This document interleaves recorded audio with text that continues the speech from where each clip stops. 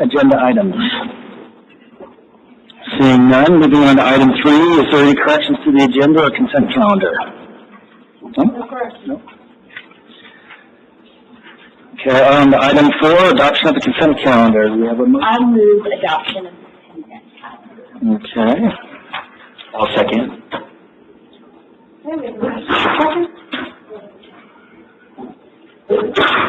Awesome. Thank you. Okay, no items were brought forward to item 5, so we're moving to item 6A. This is a public hearing, so we are going to open with a public hearing. Laura? Hello, so I'm just an associate engineer. I'm going to talk to you guys about the Pioneer Trail water line and PRV upgrades project, Special Ability Valve upgrade project. So this project is currently in the design and permitting phase. It will install approximately 9,200 linear feet of water line along Pioneer Trail and build 2 new PRV stations. We'll be adding 8 fire hydrants along Pioneer Trail, and all of the work will be done either in the right-of-way or in the already compacted road shoulder. We do have grant funding for this project. It's through the SRF, the EPA, and the U.S. Forest Service. Because of those grant funders, we have to do, well, we always have to do this, but we have to do reporting for the California Environmental Quality Act, or CEQA. So in that process, initial study was prepared by Garth Alling at Sierra Ecotown Solutions, and he, during the process, he suggested that we should do a negative declaration of environmental impact, as the environmental study found that the proposed project will not have a significant impact on the environment. And in accordance with CEQA, we did have to file all of that. It's a negative declaration, the initial study, the biological survey, everything like that has to be posted. So it was posted at the district office, it was posted on our website and on the state clearinghouse website for both a 30-day public review period and a 30-day state review period so that any other state agencies could also make comments. We did not receive any comments at that time. And as of May 28th, 2025, both the public and state agency review periods have concluded, and no comments were received. So, hopefully there will be no comments, adverse comments here at this public hearing. And after this, we will file a notice of determination with the county clerk. That begins a 30-day possible legal challenge statute of limitations, and if no challenges are received within that time period, then the district's decision to file a negative declaration is final, and all of the CEQA filings will be complete for this project. Any questions? Any questions on the just a almost cautious, kind of driven question. What in CEQA triggers this to be an initial study instead of Category 8 now? It's because it's a brand new water line, so we're not replacing any existing infrastructure, we're building new infrastructure. So a study had to be done where we're putting new infrastructure in the ground. Okay. So if we were just replacing an old water line, then it would be the categorical. I mean, is that because we're a public entity? I mean, I guess, you know... it applies to all projects happening in the state of California. No, I guess I'm saying, because I do all types of new projects that are category exempt all the time in CEQA. And so that's what I'm saying, like, yeah, just out of curiosity.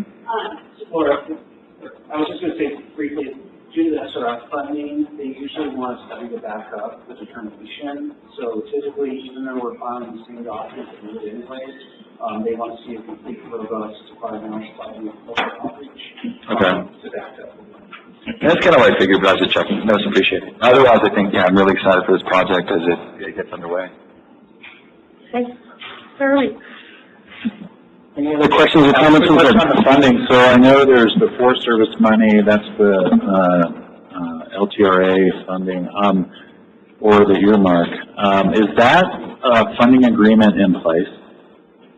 The funding agreement with the Forest Service utilizing the LTRA funds, yes, we have a signed agreement in place for that. Okay. The earmark funding comes through the EPA and the Department of Community Grant. Right. We do not yet have a signed contract on that because they will not issue that until the NEPA process has completed, which we are currently in the middle of. Okay, that's what I was wondering. I was going to ask follow-up is like, what's the NEPA requirement, and just making sure we're on it. So, okay, that answers my question. Yeah, I believe we're nearing the end of that process. Hopefully, right now we're in the State Historic Preservation Office consultation period. So we've done additional outreach to tribes, and we have submitted a response regarding some questions and concerns that they had on a portion of the project, which is going to take place where the old Lincoln Highway was, and whether or not that is considered a historic place. Yeah. So we've been working through that process Okay. with them, and we hope to see it concluded here within the next, hopefully within the next 30 days. Okay. And then the third prong is the TRPA environmental. Is that just going to be a checklist, or what's your, or is it an exempt activity under the MOU you have with TRPA? It's not, it's considered a project, and TR actually went through that whole process, and we were done with that. Yeah, we'll have to do some meetings with them when it comes closer to time, the project time, and kind of nail down, I believe we just have to talk to them about staging areas along the way. Yeah, and getting a permit. Yeah, so we have that. You already have it. Mm-hmm. Great, thanks. Yeah. Any other comments from the board? Seeing none, is there any public comments on this item? Seeing none, I'm going to close the public hearing and ask you for what action you would like us to consider. Staff would like to request 3 actions today: to hold a public hearing, to receive public comments regarding the negative declaration of environmental impact for the Pioneer Trail Waterline and Pressure Regulating Valve Upgrades Project, to adopt the negative declaration of environmental impact for the Pioneer Trail Waterline and Pressure Regulating Valve Upgrades Project, and to authorize the filing of a notice of determination with the El Dorado County Clerk. Do we have a motion? So moved. I'll second. Is that wrong, then? Yes. Or, There's a motion and a second.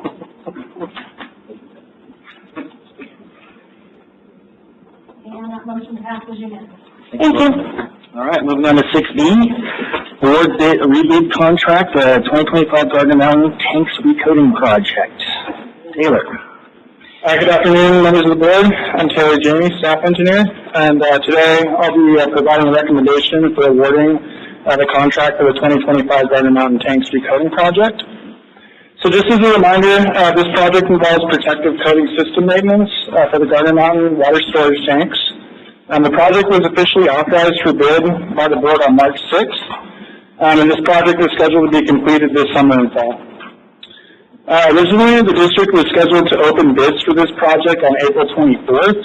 Unfortunately, shortly before the bid opening, some inconsistencies were identified in some of the project documents that were provided to the potential bidders. We felt like these inconsistencies could have led to some confusion about the requirements of the project and forced the district to cancel the advertisement and then subsequently rebid the project. The re-advertisement for this project occurred between April 29th and May 15th. On May 15th, the district opened 6 bids for this project, ranging between $417,700 to $864,800. The engineer's estimate for this project was $440,000.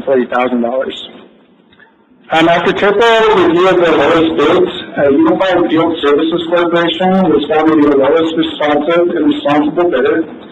Their bid was the low bid, $417,724. Only 3 minor irregularities were found in their bid forms, which were immaterial in nature, and we will recommend that the board waives these irregularities.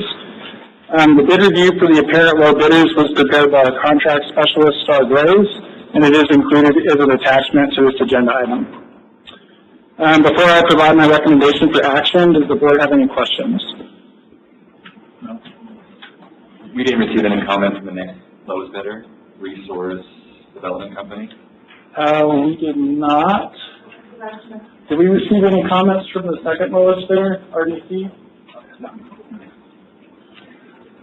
So where is this company located? What's their? They're located in Bakersfield. Bakersfield? Yeah. And that maybe just a total side question, is this related to our water tanks in general? And I mean, this has to do with a presentation I saw at the last Aqua meeting, in that just curious, like, to what extent are our water tanks, I guess, retrofitted and capable of dealing with earthquakes that might be possible here in Tahoe? I can answer that, Shane. So we've done project upgrades on all of our tanks. So they are compliant with the regulations for that. And then we are doing this coating project as part of the tank asset management project program that we started a couple years ago. And the contractor that we're awarding to, they actually did do some work in 2023 with us, and it was a successful project, and they were really great. Good. Any other questions? Okay, are there any questions or comments from the public? Seeing none, what action would you like us to consider? So today, the requested board action is to find the 3 minor irregularities in the bid from United Field Services Corporation to be immaterial and waive immaterial irregularities. And 2, award the 2025 Gardner Mountain Tanks Recoating Project rebid to the lowest responsive responsible bidder, Unified Field Services Corporation, in the amount of $417,724. I'll move the requested actions. I'll second that. We have a motion and a second.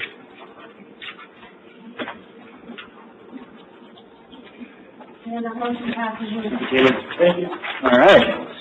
Moving on to item 6C, award rebid contract 2025 emergency pump station submersible pump and variable frequency drives. John? Good afternoon, Mr. President and fellow board of directors. John Sheridan, Operations Supervisor for the record. I'm here before you this afternoon to request the board's approval for our 2025 emergency pump station and submersible pump and VFD and award this project to the lowest responsible bidder. Before I make that request, so I want to provide you a little discussion and some timeline on this. The 2025 emergency pump station project includes the purchase of 2 submersible dewatering pumps for the purpose of diverting flow through the wastewater treatment plant during high flow events. As you guys may recall, back at the end of 2022, coming into 2023, we experienced the atmospheric river event. A wastewater treatment plant is currently rated to absorb, or I shouldn't say absorb, process 7.8 million gallons per day. We were experiencing flows coming into the plant of in excess of 13 million gallons per day. To be able to absorb that flow, we had to rent 2 submersible pumps at that time back then. It was a significant cost to the district, but there was no options. Staff's recommendation is to purchase the 2 submersible pumps with temporary connections. This will allow for the use of the submersible pumps within the district for similar applications at sewer pump stations during emergency events or at Diamond Valley Ranch for routine maintenance and the cleaning of the reservoir. On October 1st, 2024, district staff received board authorization to advertise for bids to purchase 2 submersible pumps and 2 portable variable frequency drives to be installed by the district crews at the emergency pump station. And just a little timeline on this, we advertised for bids initially on January 17, 2025. As you recall, though, we pulled that advertising of the bid and we brought it back to request sole sourcing of the VFDs. We were approved for that sole sourcing going through DanFoss for those VFDs. So again, and then on April 7th, we entered into rebidding out for the 2025 emergency pump station project. And then on Friday, April 25th, 2025, we received 4 sealed bids through the district's electronic bidding system. And the lowest bid was found to have material deviations, and it was found to be non-responsive. We had 3 items that were called for in the bid to be provided a bid for the total package. The lowest bid came in only bidding on 1 of the 3 packages. So when I refer to the lowest bid, I'm going to say the lowest responsible bidder was found to be Pack Machine Company at a cost of $188,980. Just so you are aware, this engineering estimate for this project was $115,000. I'm assuming that was a couple of years ago that engineering estimate came in for this project. We do have a budget of $163,693.16 from the capital projects budget, and I'm assuming Mr. Buckman is going to fulfill the rest of that through the operations budget to cover the remaining costs. I was going to say he's coming out of his paycheck. And with that, I'll open up to the board for any questions. quick question just on process. So this is a rebid, formal bid, and so this is following up a sole source action that we took that just didn't manifest. Is that correct? I was trying to track. No, so we initially were going to go out to bid. We pulled that bid because we wanted to come before the board and request that authorization for sole sourcing. We were approved. We wanted to go with AD-HOC VFD specifically for this application. Right. And so these are 6+ VFDs. These are smaller VFDs with deal with less electronic harmonics. So that was our request. We were approved, and then we were going to come back before the board to request for the project to move forward. Okay. All right. Thanks for the clarification. You're welcome. Any other questions? Are there any comments from the public or questions from the public? Seeing none, what action would you like us to consider? Mr. President and Board of Directors, staff recommends the board finds the lowest bidder to be non-responsive and award the contract for the purpose of the pumps, composite hose, and VFDs to Pack Machine Company Incorporated at a cost of $188,980. I'll make a motion. Second? Okay, the motion and a second. Is that a complete reading? It Yes. is. Okay. Completed now. Okay. I will make it. Very good. All right. And that motion passes unanimously. Thank you, John. Thank you. Thank you. Okay, moving on to item 7, standing and ad hoc committee and liaison reports. So, nothing. I have nothing. McKibben? Nope. Nope. Okay. Moving on to item 8, board member reports. I was just hoping to get an update on the solar project, if I could ask really quickly. And I know we have a closed session after this, so I didn't want to have to round somebody up afterwards. So thank you so much. Good afternoon, Chair, Senior Engineer, and I don't know if you call me the liaison rather than project manager for solar, but good news, we're scheduling our TRPA pre-grid next week. We're actively working on updating our B&T fencing right now. They got out completed survey work for the layout of the foundations. So we should see some stumps coming out in the next couple of weeks after the TRPA pre-grade. They have a contractor lined up for establishing the access road, which was a permit requirement from TRPA in Lahontan for accessing that work site. And then on June 23rd, their foundation contractor is mobilizing. That's one of the biggest efforts is getting that through. We are seeing agreements coming through with Liberty. We've got an item to follow up with Paul on because they're asking for signatures and trying to make sure we're not paying for something that they should be paying for. But things are moving along. I know they're working through their electrical gear, but in terms of the field work, we are expecting to start seeing activity within the next 2 weeks. And they are on site. They have contracted with local individuals, so we do have a local project contact now, which has really started to move things along. But yeah, so I think that's the update for solar. I don't have an overall project update, but we are really excited to see them finally get out of the gate and get moving on the field work. Yeah, I mean, that was really the intent behind the question. Last time we discussed and some of the challenges that were being faced, to see if we've, and I think the fact, like your point, that they have somebody locally now that you can communicate with to advance these things, I think is going to be huge. Hopefully it's going to be a real benefit. Yeah. So thank you so much. But do you know when they're going to be able to turn the switch on? That's what I said. I don't have the overall crystal ball, so it's just getting it out the gate right now. It's been a bit of work to get to this point, so we're excited to see them moving forward. Greatly appreciate your continued diligence on keeping on top of it. Absolutely. Until we turn the switch on, there's just going to be the main Yeah, we'll put a little battery behind it, so you'll think you turned it on. But I wasn't here for it, so. 1 megawatt. What's acreage? Roughly 8 acres. 1 megawatt's the largest we can construct under the agreements with Liberty, and that'll cover roughly a third of our treatment plant's power demands. Result in a savings of over $8 million through the lifespan of the system. And maybe more if we get more efficient with our sewer treatment plant, right? Yep. And then, Or we can get more solar. or we can do that too. A lot of ways to make cash. And, Director Henderson, for your reference, this is under a power purchase agreement, so the district doesn't directly own this project.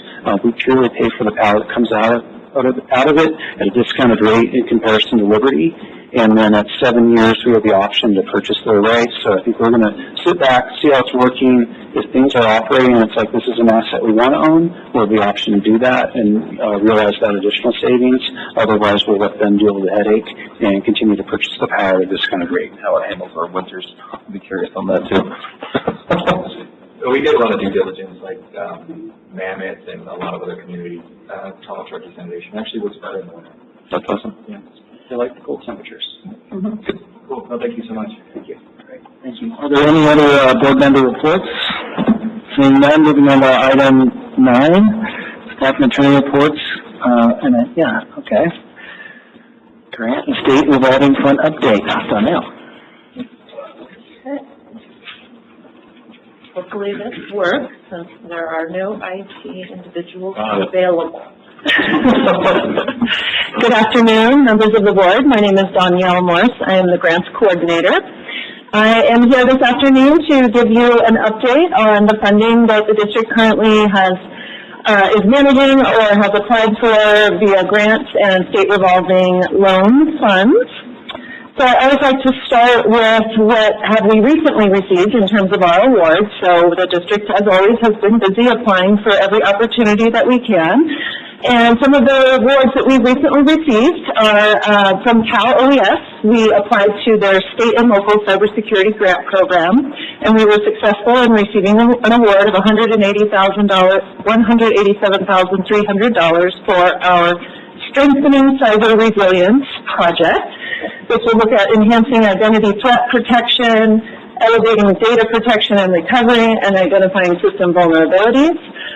This is actually a sub-award through FEMA, so as there have been many delays at the federal level in the last few months, we have been waiting for our final approval to move forward on this project, and we just got that one step closer yesterday, so we should be soon moving to implementation on this, which I'm very happy to hear. Next, we received, almost as the project was finished, we received some additional ARPA funding from the Edgewater Water Agency, which covered a portion of our Apache Avenue water line replacement project. And then lastly, we received at the end of last year a grant from the Bureau of Reclamation under the Water and Energy Efficiency Program for our AMI meter installation project. This will install the last remaining residential water meters in our system. There's approximately 80 of them. And these were, of course, those meters that presented complexities beyond the standard installation process and were therefore much more costly. So this is a 50% match. So basically, the Bureau of Reclamation is paying for half of that project cost, which I think is great.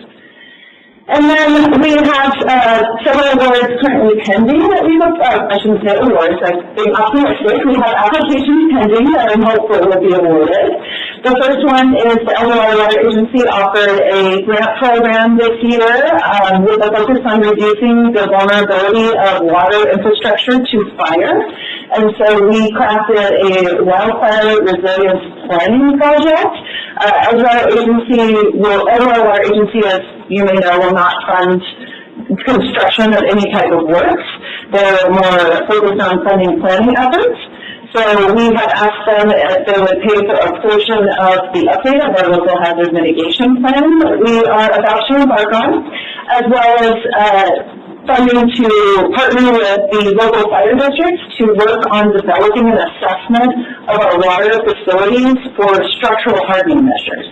So we are very interested in obtaining this information and the recommendations so that we are in a place to apply for additional funding to the state of California, as we know that the Prop 4 bond money is going to invest heavily in wildfire resilience. So again, just trying to set up a strategy here that planning that will lead into the opportunity to apply for implementation funding.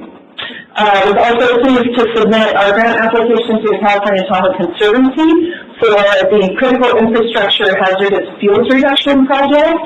So this is complementary to the existing grant we have under the Forest Service to perform fuels reduction. That grant will cover that work that's performed on Forest Service property, and then the CPC funding will come in and pick up the cost of the remaining areas that need to be treated that aren't on Forest Service property.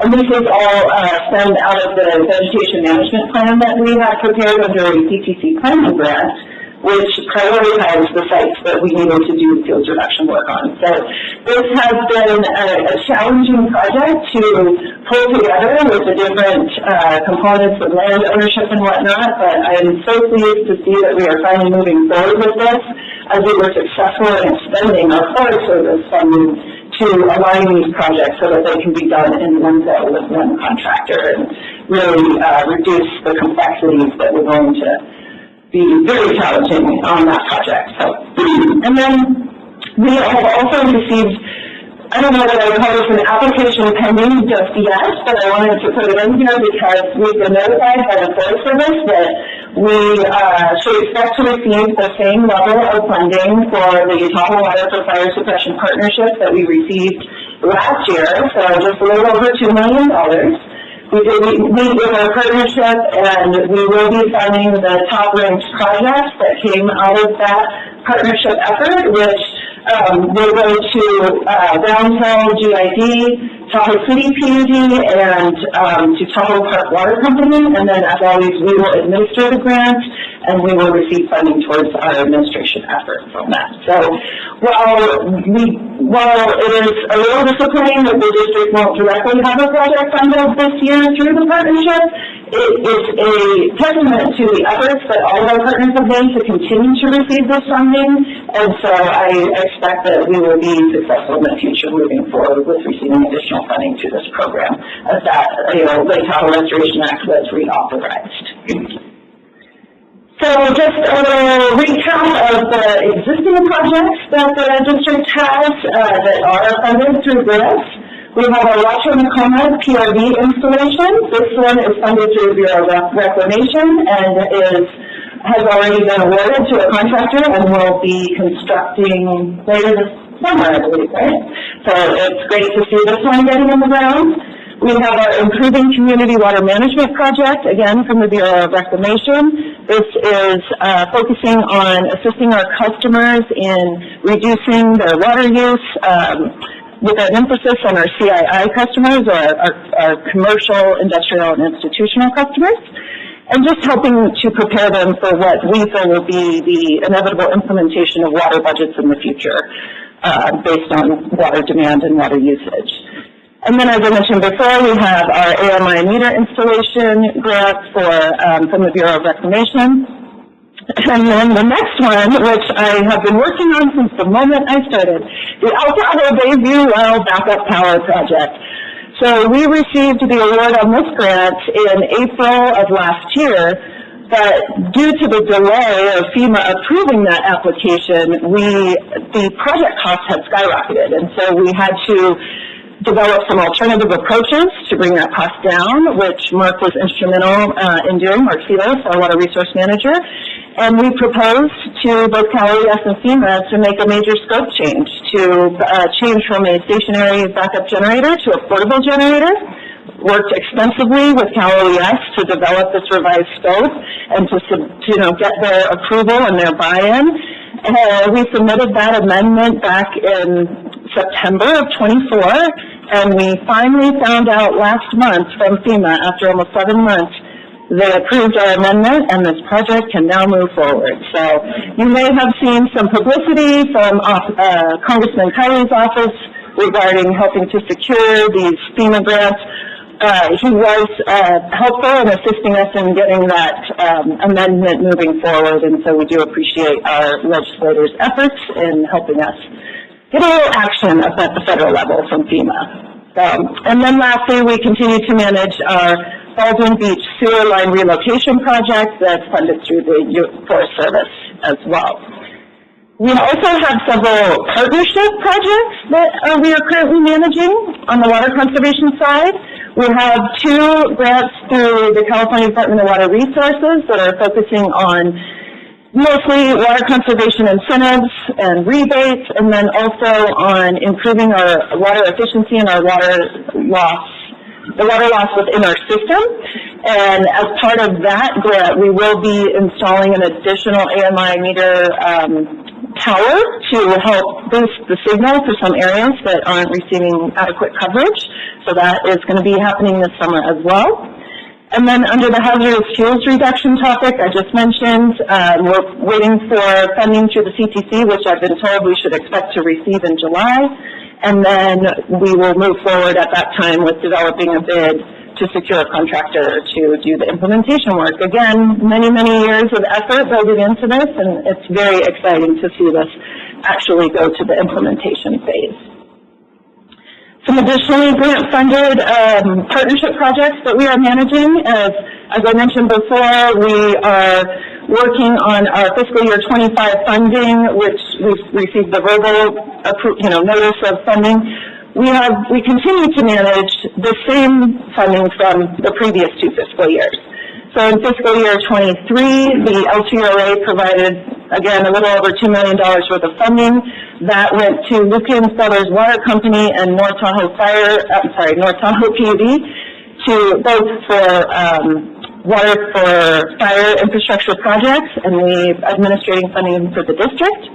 And then our fiscal year 24 funding, again, the district received our administration to manage that grant, but we also received $1.3 million towards our Pioneer Trail waterline project, and then North Tahoe received funding towards another fire suppression project that they were doing. What you did not see in here is, because it's in a little bit of a no man's land, is that funding I mentioned earlier, the earmark that's coming through the EPA. That is still in existence, but it is the application is, I guess, technically pending, but we have been working closely with our partners at the EPA, with the Forest Service, and with the SRF program to bring all 3 of these funding streams together for Pioneer Trail, and to try to minimize the amount of duplication of work that would need to happen on the environmental level. So I think we have a really nice arrangement with everyone where basically the EPA is the lead agency and working closely with us through this environmental process, and then the U.S. Forest Service and the SRF will adopt the work that is done through that, and then we should be moving forward as planned later this year. I'm crossing my fingers. Moving into our SRF loan-funded projects, for those of you who may not be familiar with the State Revolving Fund loan program, the reason they fall under the purview of grants is because the application process and the management process of this funding is very similar to that of a grant. They do require a lot of extensive reporting, requesting of reimbursement, and then all the same environmental and cultural requirements that we have to go through for all our other federal funding sources. So in terms of our drinking water SRF-funded projects, we currently have the Waterline Upgrades and Improvements Project, which is a combination of the Herbert Walkup waterline replacement and the Bijou waterline replacement. We completed Herbert Walkup last year. Bijou will be completed this year.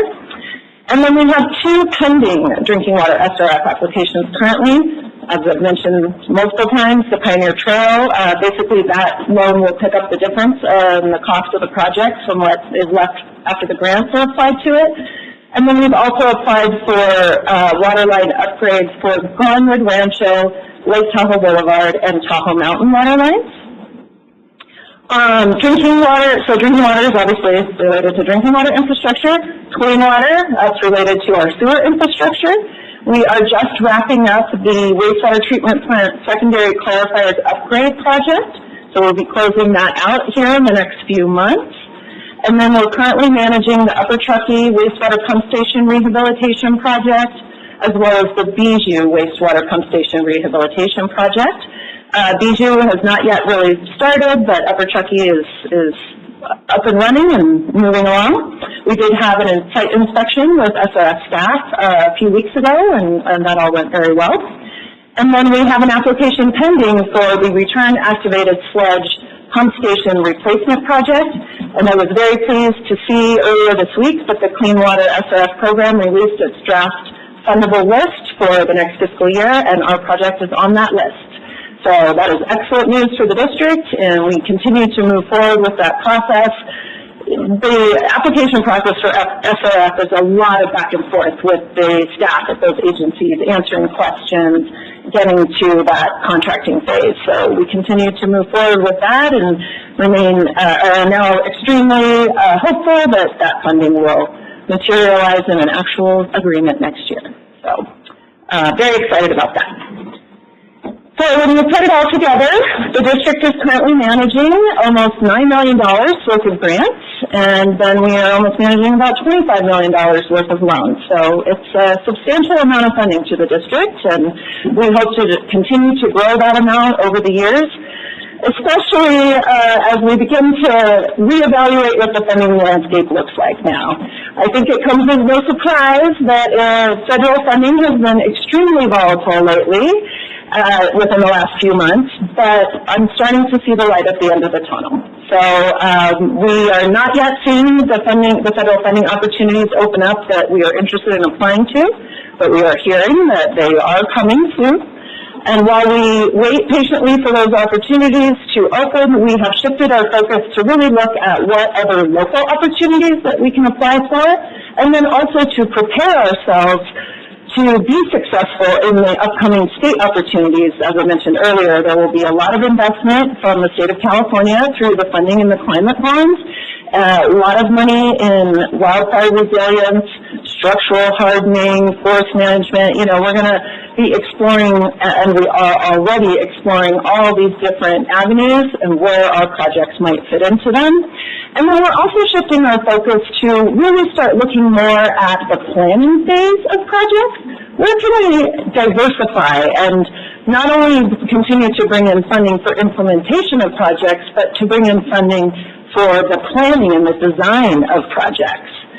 And so along those lines, I want to mention a few funding targets that we have, and the top one is just that. So Cal OES, again, this is a pass-through down from FEMA, so you know, we'll see what happens with this one, but we're going to act as though this will end up in, you know, that FEMA will approve this funding and it will continue to flow as anticipated. We have an opportunity to apply for a hazard mitigation grant. You may know that the Tahoe Bayview grant I mentioned earlier for the backup power, that is a hazard mitigation grant, as was our Paloma Keller backup power, that was also a hazard mitigation grant. So we historically have had a lot of success with this program under FEMA. It starts at FEMA, but the funding flows through the states to the subrecipients, so we technically apply through Cal OES. So what we have submitted a notice of interest on is we are interested in funding the Bellevue Sewer Subbasin Improvements Planning and Design Project. So as you know, back in the 22-23 storms, we had a very serious issue with the Bellevue pump station, excess water coming in, fear of flooding and overflowing the wet well into the meadow.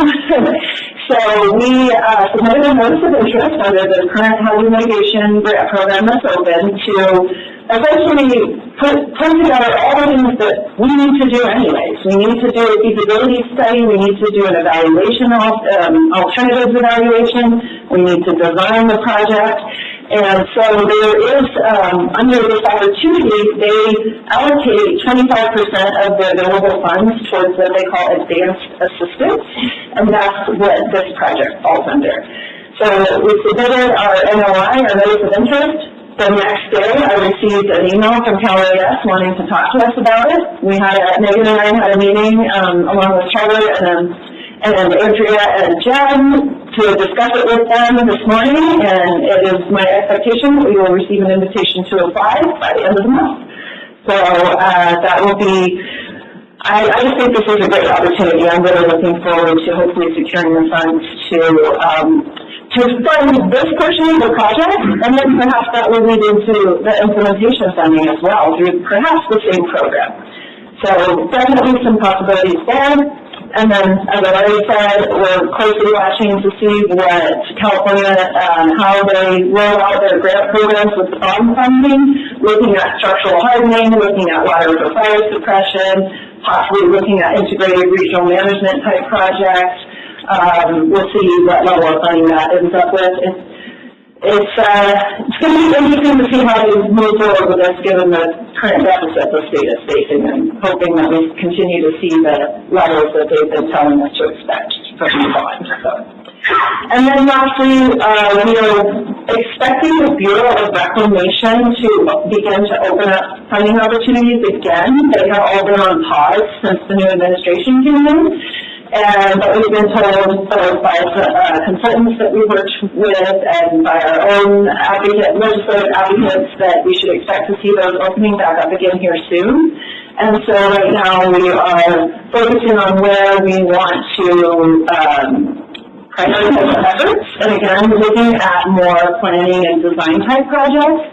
We have a lot of opportunity, I think, to apply for some funding for some of our export system upgrades, as well as our challenge that we continue to experience with our sewer mains and meadows. And just, you know, one of the thoughts we had on that was, wouldn't it be wonderful if we could get a grant to develop a strategy for how we can begin to think about relocating some of these sewer mains out of these environmentally sensitive areas, and then, of course, the impact that would make to, or will have on our sewer collection system. So we're kind of evaluating all these different options and evaluating the opportunities to open. So with that, and I kind of do that quickly, and I don't want my presentation to take too much of your time. What questions may I answer? All good stuff, so I appreciate the leadership the district's taking, especially with LTRA related funding and being kind of the steward for that funding, even though we're not even getting funding this round. I think that shows incredible leadership for potential future rounds. And then getting positioned for like Prop 4, like home hardening, like we're seeing a lot of funding being put in that direction. I think just being involved in that conversation and seeing where we can fit in is definitely a strategic good move. And great job with all of the other federal funds, and obviously the revolving fund we have pretty good experience with, but being kind of pre-selected, pre-screened kind of shows how successful not only we have been, but how we are looking in the future. So thanks for the presentation. I thought it was great. You're welcome. I guess I would concur. Definitely, I like the way you're going in terms of your targeting, and I guess Bellevue is a great example of kind of some of the things that we're going to be facing into the future. And I appreciate you spending the time to think through and be pretty strategic on that. And my assumption is you're really paying close attention to the capital improvement program and really trying to anticipate some of those needs coming down the pipe. As it relates to the LTRA-related funding, and I guess my curiosity is related to the administration amount that we're getting. Is that sufficient? Is it enough for us to cover the cost for that? The one thing you should be aware is with that funding, it does require a 1-to-1 match. So technically, we're expending $44,000 as an administration, or what we're going to get half of what we spent. Okay. So that is about the same amount as what we've had in the previous 2 rounds, and that has proved to be about the right amount of funding for that. And then the recipients themselves, do they also receive some level of administrative funds to help manage it? No, they only receive implementation funding. Thank you again. Yeah. Yeah, really appreciate the updates as well. Looking at the federal piece, and so that was probably, as you were going through the presentation, the biggest question I had. And so now that things are opening back up, are we expecting kind of business as usual or different, you know what I mean? Like I'm assuming changes, and so just, you don't have to go too deep in the weeds, but just curious. Yeah, no, I'm not expecting business as usual. What I will say is I don't expect to see major changes to the notice of funding opportunities for the programs that we have historically applied to, because they don't involve some of the targets of the new administration. We're focused on infrastructure and that sort of thing. So while there may be a slight shift in priorities on what they want to fund, I think it will be something that we will be able to work with them. What will be the biggest challenge for us is, so with the Bureau of Reclamation, for example, they're about to reopen funding opportunities based on fiscal year 25 funding that is already available. But they have, the federal administration, the president has proposed to zero out the program that we've been applying to, this Water Smart program under the Bureau. He's proposed to zero that out completely in future years. Whether or not that will actually happen remains to be seen. I do feel that there are a lot of representatives in Congress who would have a different opinion about that.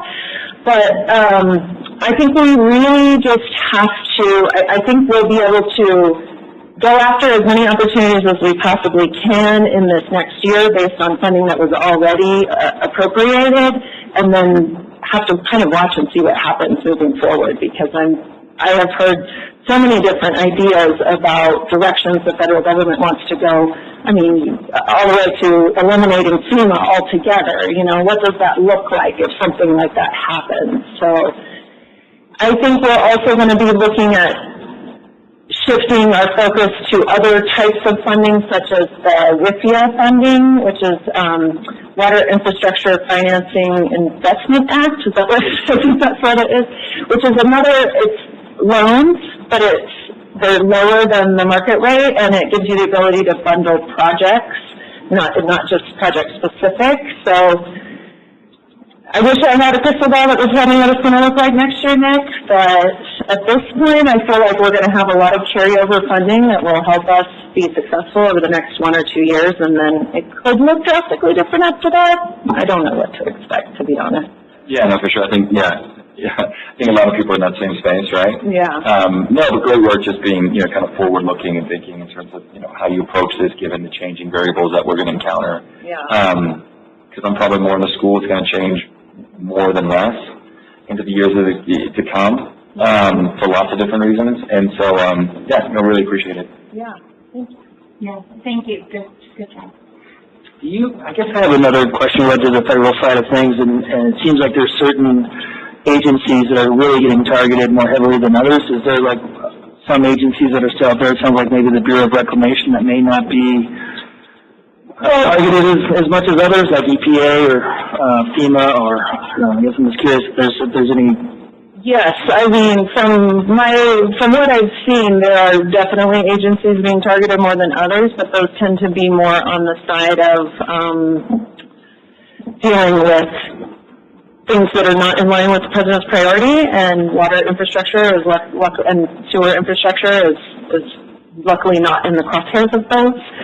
So, like I mentioned earlier, that the proposal that the president submitted for the budget for next year recommended zeroing out this Water Smart program under the Bureau of Reclamation.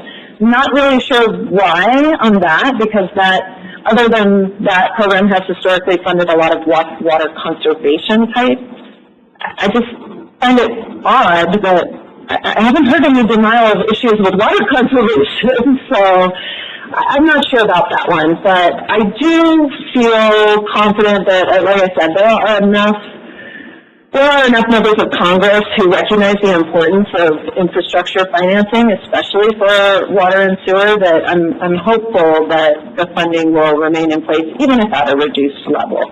And then, that's for 3.5 more years, and then things could change completely again. So I think the best thing we can do is be willing to adapt to the funding landscape and prioritize wherever we can, and shift our focus as need be, based on where the money is coming from. I guess does Congressman Kiley have her back? I guess is the simplest way to putting it. Well, she's got to come up to answer that.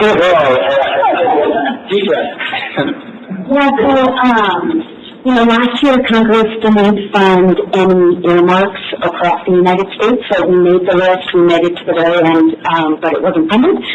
Congressman Kiley just published his list of earmarks for our region, and our Park Avenue project is back on the list again this year. So when you ask, does the congressman support our projects?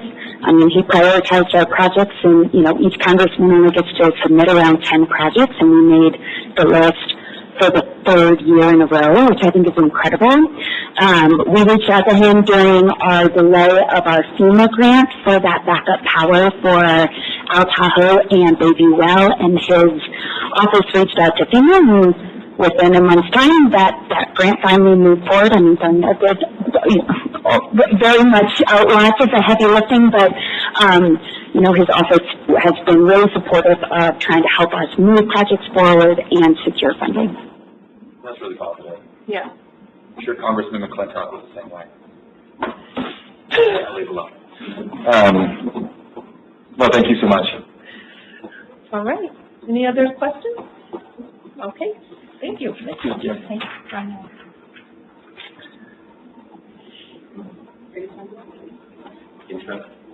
Oh, you want me to do it? Oh, sure. I just wanted to introduce Sarah Newsom in the back. You can stand up. She's our new GIS analyst, so everyone, including Jim, is extremely happy to have her here. And Sarah is joining us from DRPA, and so she's just been jumping into things, but she's also on vacation, so she's holding on for So, yeah, thanks, Sarah, for joining us. Yeah, thank you for coming. TRT is the word, so. I feel like TRT.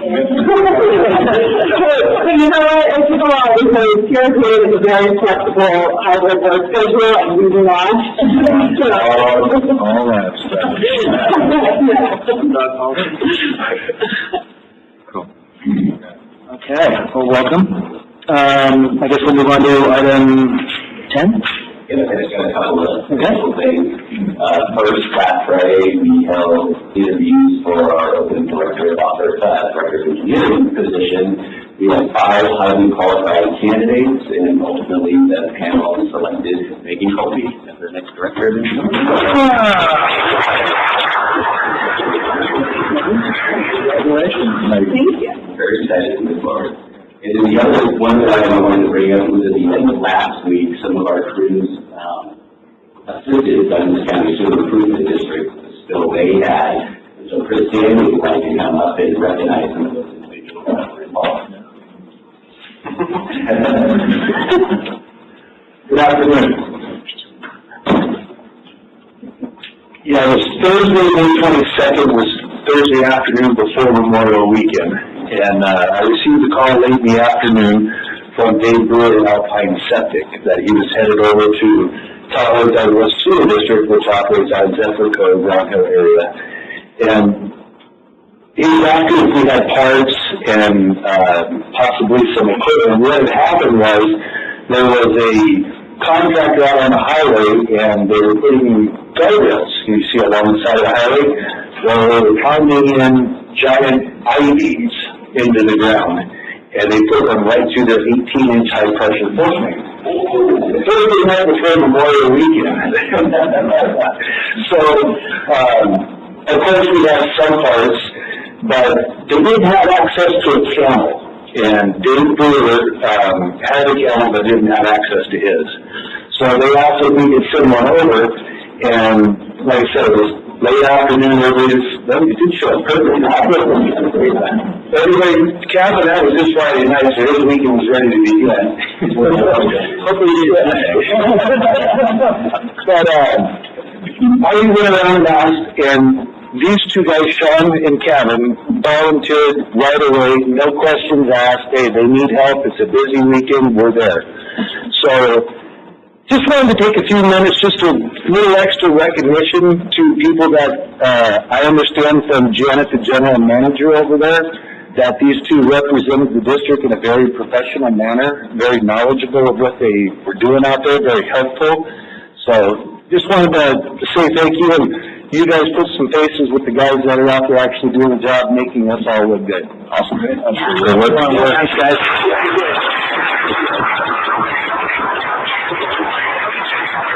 You got a platform in there? They were actually out all night until 4 o'clock in the next morning. Thanks, guys. Yeah. And just real quick before I go, I don't want to take a long time, but Ivy deserves a little recognition too, in my opinion. He's the supervisor of the sewer department. Sewer is one of those departments that every department utilizes. Pumps utilizes them for wet well cleaning, or problems with sewer solutions. Engineering utilizes them for potholing and force main, things like that, with CIT projects, the Caltrans projects. So basically, the sewer department's priorities change daily, or can change a couple times a day. And I have to admit that Ivy handles it very well. About the only thing I've ever seen from him is his head gets real red. Other than that, he never loses his cool, and he's a girl that's a asset to all of us. Thank you. I guess I want to just recognize you guys as well. I got a call from John Ricks down at Camp Richardson, at Palm Leaf Lake Marina, and I guess one of our filters was basically needing replacement, and you guys jumped right on it. I reached out to Ryan, and we made things happen. I just want to say thank you for that, because they're just opening up the marina itself and the cafe that they have there, and I guess it was not smelling very good, but appreciate you guys jumping on that really quick and getting that taken care of. So thank you. Okay. Anything else, Paul? No? Okay, so item 11's got a notice of past and future meetings. I guess we're going to close the meeting to open up a closed session. So with that, we're done.